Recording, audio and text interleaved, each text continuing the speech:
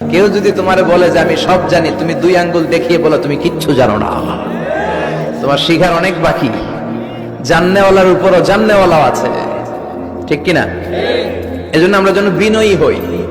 বিনয়, humbleness, আরবিতে বলে তাওয়াদু, এটা খুবই জরুরি। এগুলো আমাদের মধ্যে এখন নাই। আমাদের মধ্যে ইগো প্রবলেম আছে না নাই? অহংকার, জেলাসি, অ্যারোগ্যান্স, এগুলো থেকে সম্মানিত ভাইয়ের আমাদেরকে বেরিয়ে আসতে হবে। দেখবেন সমাজে যারা খুবই হাম্বল, বিনয়ী, তাদেরকে সবাই পছন্দ করে না? আর অহংকারীদের কেউ পছন্দ করে না। সামনে সালাম দেয়, পিছনে গালি দেয়।